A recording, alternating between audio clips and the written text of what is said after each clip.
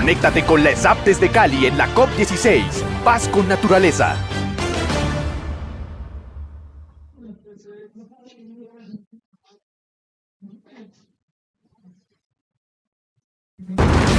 Un cordial saludo a toda la comunidad ESAPista y a todos nuestros seguidores de nuestras redes oficiales de @ESAP oficial. Aquí estamos en este día continuando con nuestra jornada de charlas, de conferencias y hoy con una mini capacitación, podríamos llamarla, profesora Albeiro, desde aquí, desde la zona de la gente de la COP16 en Santiago de Cali. Profesora Albeiro García, bienvenida aquí a este espacio de la Escuela Superior de Administración Pública.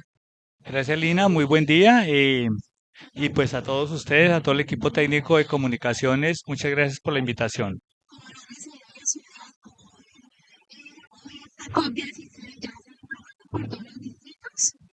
Sí, Lina, he tenido la posibilidad de recorrer gran parte de la zona verde, conociendo mucho de lo que son las instituciones públicas y privadas, muchos de los programas que se están desarrollando, no solamente a nivel de la zona occidente de Colombia, también en gran parte del territorio, y también muchos programas que uno puede ver que están operando a nivel global en términos de conservación, de protección de los recursos en el marco de la COP y afortunadamente también mucho tema de emprendimientos sostenibles de los territorios se ha Y podido muestras apreciar. culturales de todo el mundo. Hemos podido observar en estos días que nosotros salimos de cerca aquí de Bogotá. Ayer tuvimos una presentación de los grupos de música del Pacífico Antioquia.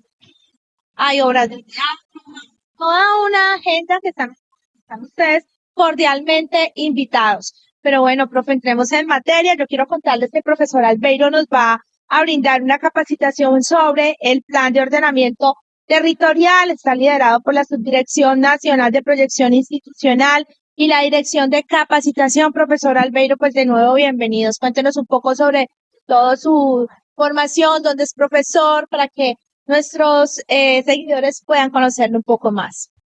Vale, Dina, pues yo soy economista de la Universidad Nacional de Colombia, donde también me especialicé en Derecho Privado Económico y posteriormente hice una maestría en Medio Ambiente y Desarrollo.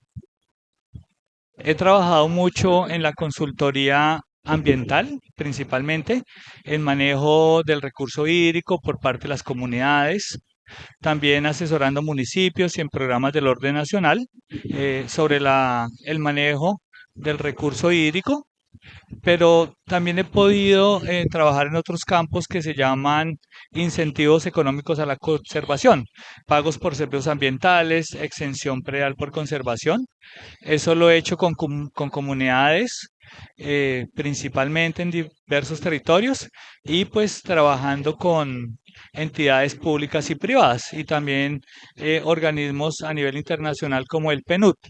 Em, Tuve la posibilidad de vincularme ya hace el año anterior con la ESAP como consultor en ordenamiento territorial y este año poder trabajar un poco desde la Dirección de Capacitación, llevando mediante nuestros diplomados y cursos a todo público a nivel pues virtualmente temas de ordenamiento territorial, cambio climático, manejo del recurso hídrico y lo otro es como docente de la Universidad ICESI de Cali en la maestría de sostenibilidad en temas de economía ambiental. Profesor Albeiro, entremos en materia y qué mejor que darle contexto a toda nuestra audiencia frente a qué es un plan de ordenamiento territorial y qué objetivo tiene. Vale, Lina. Esencialmente, un plan de ordenamiento territorial es esa decisión desde lo local, desde las comunidades, desde la sociedad, qué se hace y qué no se hace en un territorio. Y pues el territorio básico de Colombia es el municipio. Entonces, ahí lo que se toman es decisiones de qué se va a hacer o se debe hacer, qué no se hace y lo que se va a hacer, cómo se debe hacer. En este sentido, debemos entender que el plan de ordenamiento territorial es un acuerdo de mediano y largo plazo principalmente. Y aquí el largo plazo podemos establecerlo en un periodo de 12 años, que es la vigencia de un plan de ordenamiento territorial. Y un plan de ordenamiento territorial en ese mediano y largo plazo, lo que debería buscar es armonizar unas políticas de bienestar del territorio con todo lo que contiene el territorio hacia las comunidades que lo habitan. Y es un bienestar tanto de los bienes que genera esa comunidad para sí mismo, que genera la naturaleza para sobrevivir ella misma como naturaleza, pero que le ofrece también a las comunidades en forma de servicios ecosistémicos. En ese sentido, profe, ¿qué componentes tiene? Si brinda organización a un territorio, ¿qué componentes tiene para ese territorio al cual usted se está organizando, ¿no?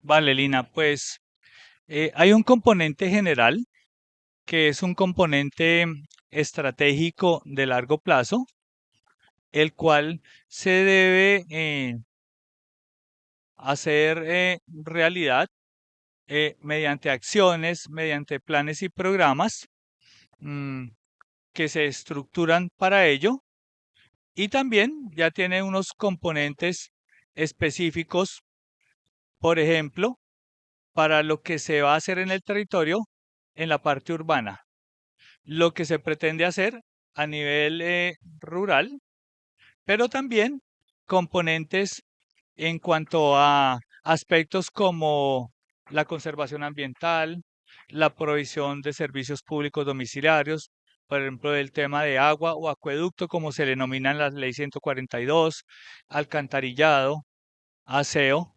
Entonces, el plan contiene todos esos aspectos específicos de bienestar para para la sociedad o para la comunidad local que se correlacionan con ese plan estratégico o plan general que te mencioné anteriormente, con programas, acciones y proyectos específicos para hacerlo realidad. Profesor Albeiro, ¿cómo puede el plan de ordenamiento territorial integrarse efectivamente en la protección y restauración de áreas de alta biodiversidad? ¿Y qué herramientas o enfoques recomienda para equilibrar la conservación de esos ecosistemas?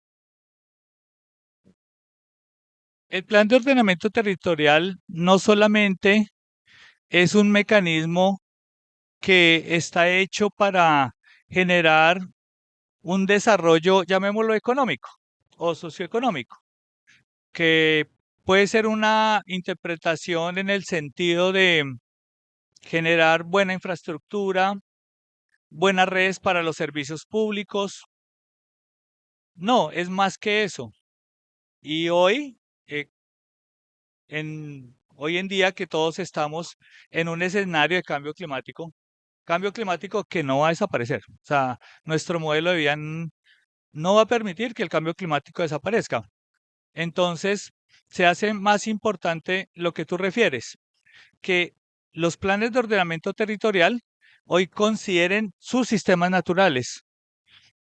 Y eso implica que los tomadores de decisión a nivel local y regional, porque no solamente vamos a referirnos al municipio, tenemos que referirnos también a las corporaciones autónomas regionales, quienes ejercen ese papel de autoridad en esas zonas, deben primero considerar qué riquezas naturales tienen, qué riquezas son estratégicas, por ejemplo, el recurso hídrico del cual se proveen. ¿Qué riquezas tienen, por ejemplo, en el ámbito vegetal? Especies vegetales que sean importantes o incluso especies animales. Uno podría pensar que alguna especie, ave o algún mamífero propio de un territorio endémico no tiene importancia, pero resulta que esa especie cumple un papel en ese ecosistema, en todo un ecosistema que le presta un servicio ecosistémico a un territorio. Entonces, lo que yo te podría decir es que primero los tomadores de decisiones deben considerar esa riqueza, conocerla, investigarla y proponerla en sus planes de ordenamiento territorial. Deben tener programas específicos para proteger no solamente esos servicios directos como el agua, sino, por ejemplo, el servicio que prestan aves eh, para generar, por ejemplo, reproducción de otras de especies arbícolas, perdón, especies arborícolas o especies vegetales. Eso no se consideraba antes mucho, pero yo creo que hoy cualquier tomador de decisión es muy importante que conozca su territorio, no solamente que maneje finanzas públicas, no solamente que sepa de gestión pública, sino que conozca el territorio, los ecosistemas, las coberturas y que las incorpore dándole esa importancia en los planes de ordenamiento territorial. Profesor Albeiro, entonces percibo que básico es muy importante reconocer qué potencialidad tiene cada territorio. Usted lo dice, hay especies endémicas, hay que hacer un ejercicio de autorreconocimiento, descubrir o, ¿cómo podríamos llamar? Las especies que son importantes para la región o para el territorio del que hablamos a la hora, al momento de plantearse el plan, ¿correcto? Correcto. Sí. En este sentido, ¿cómo el POT contribuye a la paz con la naturaleza en términos de conservación ambiental y desarrollo sostenible? Sí, Lina. Ese POT de lo que hemos hablado es como pensar en, como sociedad, en cada municipio, cómo nos relacionamos con ese sistema natural, ¿cierto? Esa relación puede ser una relación muy fuerte que afecte ese sistema natural y que con el paso del tiempo haga que ese sistema natural pierda sus propiedades y finalmente las comunidades de esa zona resulten afectadas. Puede ser una relación más suave, donde la afectación sea menos, pero que ciertos aspectos se reduzcan o desaparezcan, también generando eh, un perjuicio para las comunidades. O puede ser una relación más amable, como tú dices, una relación de paz, en la cual las comunidades se sirvan de esos recursos, pero de manera sostenible, como llamamos nosotros. Sostenible se refiere a que se puedan usar esos recursos sin que esos recursos pierdan esa capacidad de reproducción. Es decir, usarlos a unas tasas menores que la tasa de reproducción de esos recursos, sean peces, aves, árboles, los recursos naturales renovables que sean. Eso es un poco esa paz con la naturaleza. Y de otra forma, a lo que nosotros llamamos recursos no renovables, por ejemplo, minerales o la explotación de petróleo, poder usarlos generando la menor afectación posible en los territorios, porque hay explotaciones de estas que son considerablemente fuertes sobre recursos como el agua. Ahora, ello implica poder desarrollar los planes de ordenamiento no solamente desde los tomadores de decisiones. Esto implica una participación de las comunidades, de las organizaciones de base. ¿Por qué? Porque, digamos, hay un mayor poder en las decisiones, pues en lo que son los alcaldes o las alcaldesas, el consejo y grupos de poder a nivel local. Nosotros no podemos pensar en una paz con la naturaleza sin integrar a todos los actores del territorio. Esa es la única forma de poder llamar a algo paz con la naturaleza, poder integrar diversas visiones. Eso es posible. Y también llevar un término que todos usamos, seguramente tú lo has escuchado, que es gobernanza, que conceptualmente rompe un poco a lo que se le llama gobierno y gobernabilidad. Gobierno y gobernabilidad, pues es un escenario para la toma de decisiones, ciertos aspectos que deben darse. Gobierno es una toma de decisiones muy jerárquica, de arriba hacia abajo. La gobernanza se puede aplicar en los planes de ordenamiento territorial desde la base, considerando también lo que quieren las comunidades. que las decisiones que van a recibir ellos, también ellos las tomen. Y eso también implica paz con la naturaleza. Creo que por ahí podríamos acercarnos a la paz con la naturaleza. Entonces, profesor Albeiro, estamos hablando de una gobernanza de lo ambiental en este momento. Así es, Lina. Ese tipo de gobernanza es la que nosotros estamos buscando.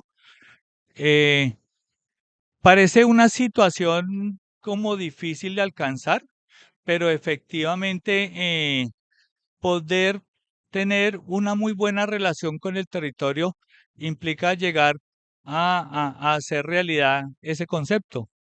Eh, Encontrar nuevas formas de tomar las decisiones desde el territorio. Entonces voy con otro concepto, bioadministración. Así es, Lina. Eh, Dado que un territorio como Colombia, tan diverso, no solamente desde el punto de vista biológico, ecológico, sino culturalmente, requiere incorporar un concepto como el que señalas. Porque es que nuestro fuerte como nación, aparte de nuestra riqueza humana y social, es ese territorio tan hermoso y tan diverso que tenemos. Tú en Colombia encuentras esos territorios tan diversos. Acá cerca donde estamos, tú vas a la zona pacífica y encuentras esa riqueza de selvas con todas esas especies animales y vegetales de esa zona, una selva húmeda que nos permite eh, regular el clima, no solamente en Colombia, sino en muchas regiones. Pero si tú vas, por ejemplo, a la zona de los llanos, encuentras una geografía diferente, con otras especies, otra cultura. O, por ejemplo, si vas a la Sierra Nevada de Santa Marta, encuentras una geografía y una cultura riquísima, perdón. La Sierra Nevada, por ejemplo, es como el corazón de lo que es el Magdalena, Cesar y La Guajira. Entonces, se debe conservar porque ahí se genera agua para esas regiones, aparte de muchos servicios. Pero si tú vas, por ejemplo, a la zona de Nariño, encuentras otra geografía, otra riqueza. Todas esas diversos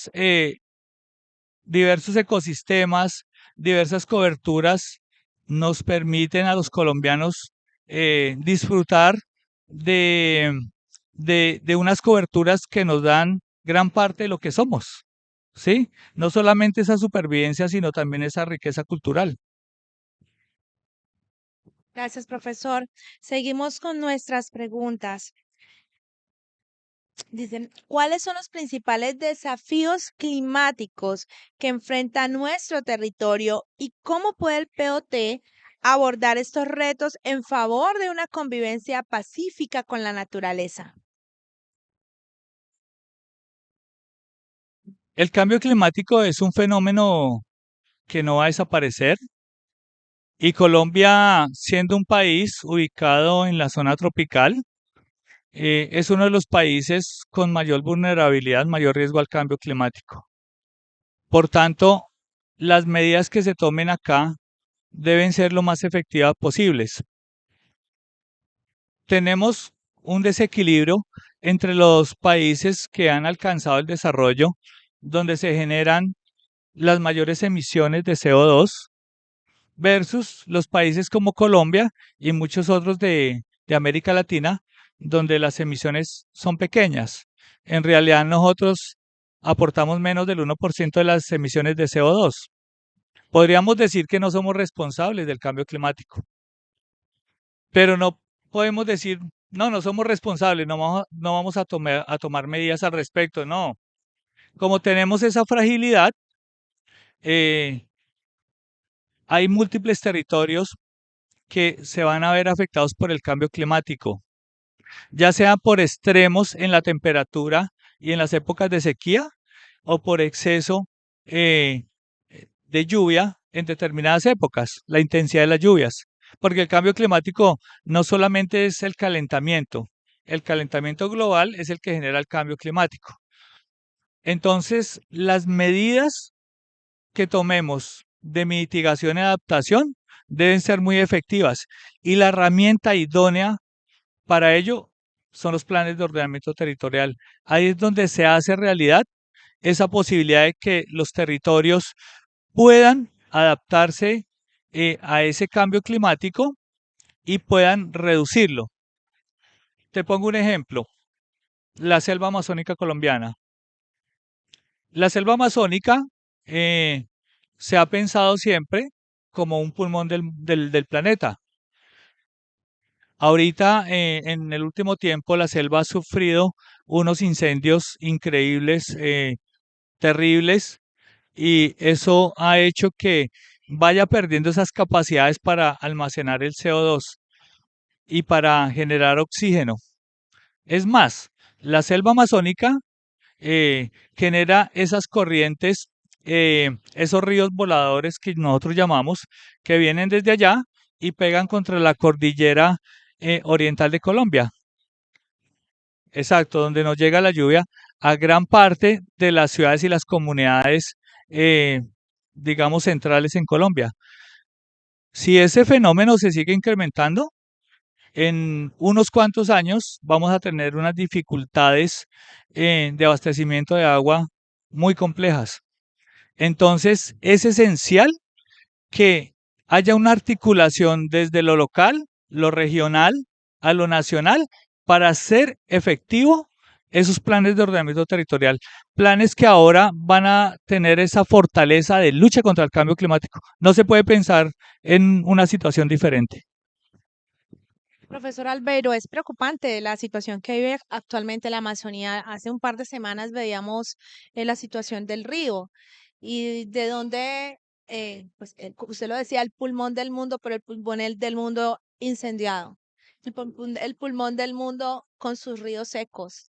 Entonces es un llamado, pienso yo, que a gritos, donde todos nuestros territorios y los gobiernos deben de adaptarse a esta realidad. Y por eso estamos hablando aquí de ¿cuál es la herramienta que tienen? El plan de ordenamiento territorial. En este sentido, esta pregunta va muy acorde con lo que usted nos acaba de hablar y habla sobre qué papel juegan los conocimientos académicos, el conocimiento académico, mejor. Le voy a repetir. ¿Qué papel juega el conocimiento académico en el diseño de un POT orientado a la protección de la biodiversidad?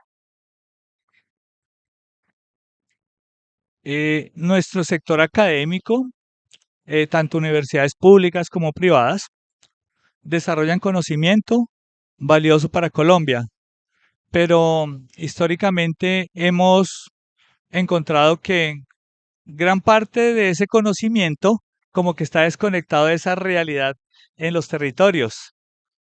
Y es eso que tú planteas es un problema que debe superarse porque sí necesitamos que la academia haga presencia en esos territorios, que genere conocimiento, que genere mecanismos de resiliencia contra el cambio climático.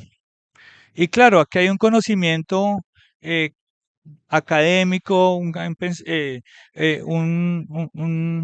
conocimiento muy bien estructurado desde la academia, pero también las comunidades tienen conocimiento, porque son ellos los que recorren el territorio, los que lo conocen, y es importante también tener esa mirada desde los territorios hacia el resto del país, incluyendo la academia.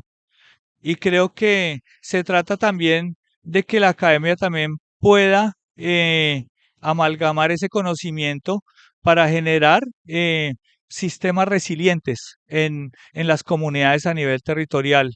Acá necesitamos del conocimiento de todos los actores. La ESAP, por ejemplo, es una entidad que tiene contacto con el territorio, lleva programas al territorio y hay una cosa muy importante de la SAP, es que cada vez tiene más contacto y más contacto con el territorio.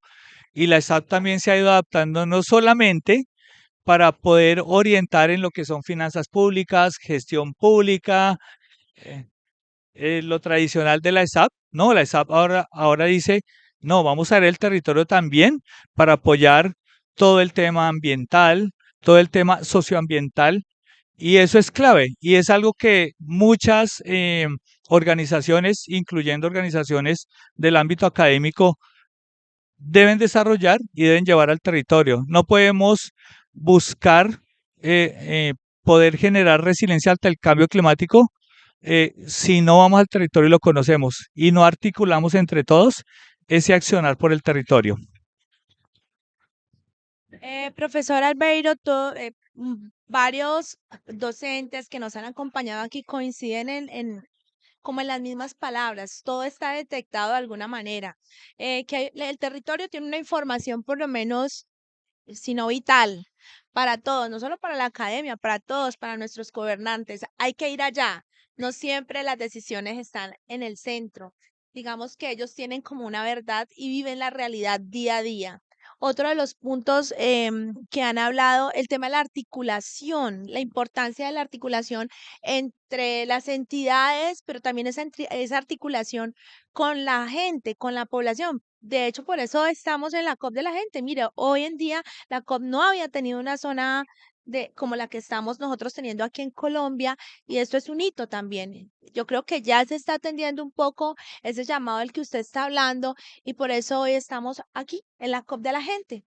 Y usted, hoy hemos tocado varios conceptos que me parecen, bueno, no podríamos llamarlos conceptos, pero sí son palabras muy importantes, porque usted habla ahora es de la resiliencia ambiental. Sí, siempre hablamos de resiliencia, digamos que en otros contextos, pero esto de la resiliencia ambiental me parece una palabra muy bonita, adaptada a algo que tenemos que ya adaptar en nuestras vidas.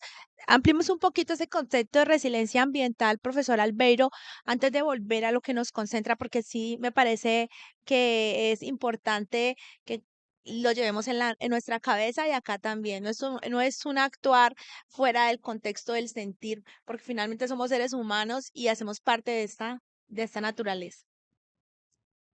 Sí, Lina, el concepto de resiliencia viene desde la ecología. Eh, la ecología, al tratar de entender el funcionamiento de los ecosistemas, encontró que los ecosistemas, después de choques externos, ya sean antrópicos o por otra situación diferente que el ser humano genere, huracanes o cualquier fenómeno natural, encontraron que muchos ecosistemas podían recuperarse y volver a tener esas propiedades iniciales que tenían. De ahí viene el término, es muy ecológico desde la ecología. Posteriormente, el término se hizo más como una visión desde el humano, desde nosotros como personas cuando tenemos situaciones muy difíciles, situaciones complejas, choques externos que nos generan a nosotros afectaciones en nuestra vida, y lo pensamos así, esa posibilidad de resistir ese choque y empezar a recuperar eh, como esas facultades o esas condiciones que nosotros teníamos previas a ese choque. Ahora también se enfoca mucho en lo que tú mencionas respecto las comunidades, que las comunidades también puedan generar esos factores de resiliencia ante fenómenos como el cambio climático. Y esos factores de resiliencia, como lo hemos abordado acá en esta conversación, se dan eh, inicialmente pudiendo desarrollar muy buenos planes de ordenamiento territorial considerando el cambio climático.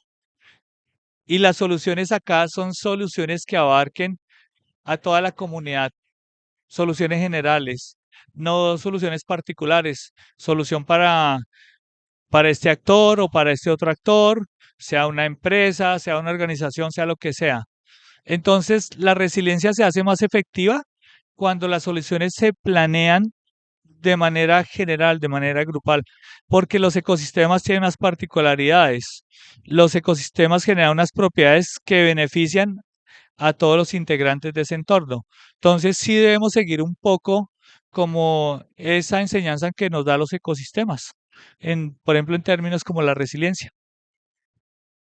Pues profesor, estoy aprendiendo algo hoy, porque yo juraba que la palabra resiliencia venía desde un componente más desde lo social, y usted me dice, no, es una palabra que viene de la ecología. De allí entonces el tema de los corales, por ejemplo, marinos, cómo están generando espacios donde los siembran, donde les entonces, ¿tiene que ver con esto? ¿Qué otro ejemplo nos puede dar, por ejemplo? Sí, Lina, tú sabes, los corales son esa base de la vida en el mar, ¿no? Hoy por el cambio climático en muchos lugares los corales se están tornando blancos por la acidificación de los océanos. Y lo que tú mencionas es muy importante porque hay gente que está trabajando por recuperar los corales, por sembrarlos y generar esa base de la vida. Eso es resiliencia. Poder, o sea, es generarles resiliencia a esas especies que dependen de los corales. Sí, pero hay mucha más resiliencia eh, o ejemplos de generar resiliencia. Por ejemplo, poder, te coloco un ejemplo más cercano a nosotros. Este espacio en el que estamos genera resiliencia para las aves que vienen a esta zona tan hermosa de los parques. En muchas ciudades se ha tomado la decisión de quitar esas zonas arboladas y cementarlas, lo cual es un completo error porque se está tapando el suelo. Se quitan especies arbóreas que son el paso de aves o la caza de aves y de muchas otras especies. Entonces, los sistemas naturales hay que preservarlos en la medida que se puedan. A nivel urbano, deben existir parques arbolados. Una cosa hermosa de Cali cuando uno la recorre es ver tantas zonas verdes, ver especies, ver aves que uno en otras ciudades no ve, como por ejemplo en Bogotá, ¿sí? Junto a esas aves también hay poblaciones de insectos, reptiles, y todo eso genera una resiliencia. Es muy diferente la temperatura local de una ciudad si tiene espacios verdes como si no los tuviera. Y eso también es un factor de bienestar en la comunidad y que genera resiliencia. Gracias, profesor, por su explicación. Profe, estamos en el Distrito de Educación, en este sentido, en la COP16, en la zona verde. Eso quiere decir que la educación forma una parte fundamental en todo este ejercicio que hoy nos lleva la COP16 a repensar y es la protección de la biodiversidad. En ese sentido viene esta pregunta. Dice, ¿cómo puede el POT fomentar una educación ambiental que integre a la comunidad en la toma de decisiones sobre el uso de la tierra y la protección de los recursos naturales? El POT debe ir de la mano con un mecanismo de educación incluyente para todas las personas y las comunidades que van a tomar una decisión sobre el territorio a través de ese POT. Porque una mala información de las comunidades puede llevar a tomar decisiones malas para esa comunidad en el largo plazo. La vigencia de un POT es de 12 años, pero muchas veces se prolonga en Colombia la vigencia de esos POT. Si, por ejemplo, por una mala información, la comunidad o una mala formación, no sé, una buena capacitación, eh, una comunidad toma la decisión, por ejemplo, de afectar un humedal, de afectar un espacio verde, de afectar un bosque o de permitir el desarrollo de determinada industria. Las industrias son importantes, pero requieren una regulación. Si se toma una mala decisión por falta de educación, la misma comunidad va a padecer eso durante mucho tiempo. Incluso hasta las generaciones futuras van a tener que padecer diversos problemas. En ese sentido, algo que como que no se ha destacado en la política de ordenamiento territorial en Colombia, específicamente los planes de ordenamiento territorial, es todo el tema de educación. Y creo que ese es un tema que debe fortalecerse.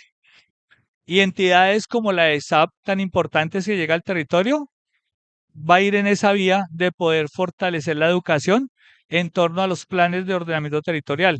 Pero es educación que va a incluir temas ambientales, temas de ecología, todo esto que es tan importante para el sustento de lo que se va a hacer en el territorio, formulado a través de los planes de ordenamiento territorial.